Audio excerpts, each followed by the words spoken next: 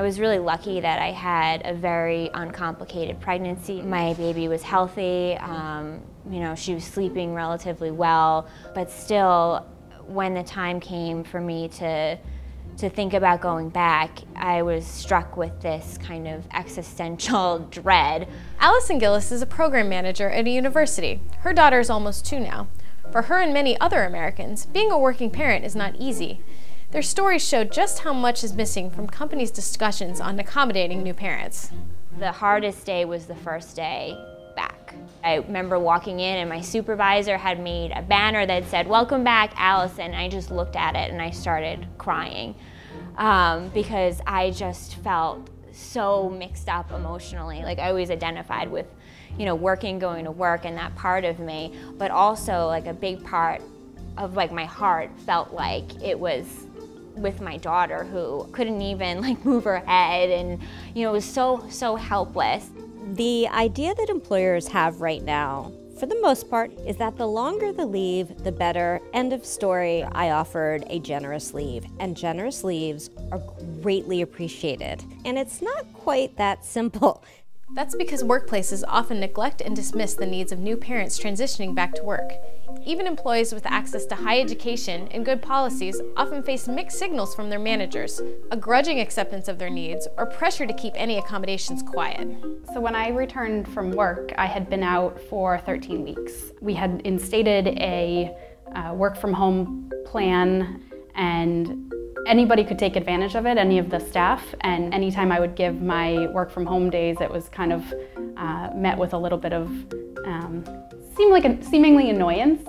It's up to the individual office manager. While I was on maternity leave, I worked out with him that the first month back, I work from home 2 days a week, and the second month back, I work from home 1 day a week as a transitional period. They try not to make concessions between people, but it's almost like if you play by the rules and want to have official okay to do things, you don't get it. But if you just do it anyway and don't say anything, then it's fine. So it's kind of a catch-22. This is a common issue for new parents. Employers often believe that new parenthood decreases one's productivity, even though recent research shows no supporting evidence. Dismissing an employee's need to schedule around childcare can end up harming both the worker and the business. If I had to leave, I had to leave. My daughter just puked. I can't just call a friend to take care of her because she wants me. She doesn't want anybody else. I ended up leaving my job because I realized that the policy for parents was not going to get any better when I gave my notice to my boss. First, it was a little bit of shock to them, and then I was given the opportunity for a raise and a promotion that I had not previously heard of that I was going to be getting, and that was extremely frustrating. The promotion didn't change her mind. That's common. In a recent survey, nearly half of new parents said they had taken a pay cut to work for a more family-friendly employer. Businesses have to spend the equivalent of 6 to 9 months of an employee's salary to find and train a replacement.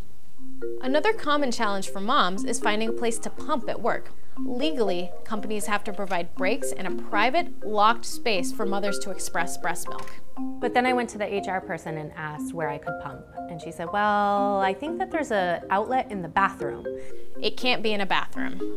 And here I am, still nursing, needing to pump, and at a new job, which I really didn't want to ruffle feathers. And so I just, okay, so that's what I tried. I said to them, can you tell me a little bit more about the lactation rooms before I go out? Like, where do I go? How do I get access to it? And they just always said, oh, we're figuring it out, we're working on it. And they just kind of brushed me off. When Gillis got back to work, the office finally made a last-minute arrangement for her to use the office of a colleague who was rarely in for work.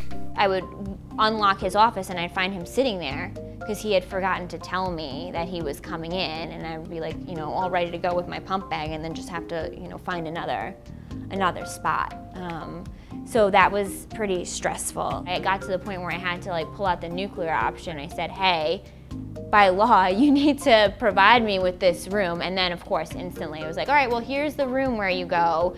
And, the access code isn't set up. So, this is how you unlock the door, but there's no way to reserve your spot. So figure that out. Even when a room is provided, mothers often have to improvise to create a passable environment. The front of it was completely, just a glass wall. And I said to my supervisor, can we frost the glass so I can, pump privately? And he said, well, the department won't pay for that. I ran home and I got a bunch of scarves, and I just kind of jerry-rigged them up to make a private screen. Oh, those 20 minutes to pump milk, they must be very relaxing and peaceful. And they're not. The mistakes are not high-level management mistakes. They're actually more about the assumption that the basic new tasks of being a working mother are simple and straightforward and not a problem for that woman. Finally, new mothers aren't the only ones made to feel like a burden in the office. New fathers are too. When his boss asked him if he was taking his paternity leave, my husband responded, "I'm taking all of it." His boss actually got a little upset at him and paternity shamed him. He basically said, oh, well, when I had my kids, I only took a couple days, plus you're not going to want to take more than that. So, what can companies do better? For one, workplaces need to see parenthood not as a problem, but as an essential human need. Aside from offering paid leave and accessible pumping rooms, a small number of companies have established childcare on-site or nearby. But companies don't have to spend huge amounts of money to make cultural changes that make employees feel supported in practice, not just on paper. To the earlier point of culture, it can't be that you're excusing a single person because she or he has to get to daycare. It has to be a corporate policy that says we no longer meet after 4:30 in the afternoon. A few companies, including the cosmetic service Birchbox and eyeglass maker Warby Parker, are doing just that. Following their lead would be an easy way for companies to do better. It costs nothing and, evidence suggests, could actually save money. That's a win-win.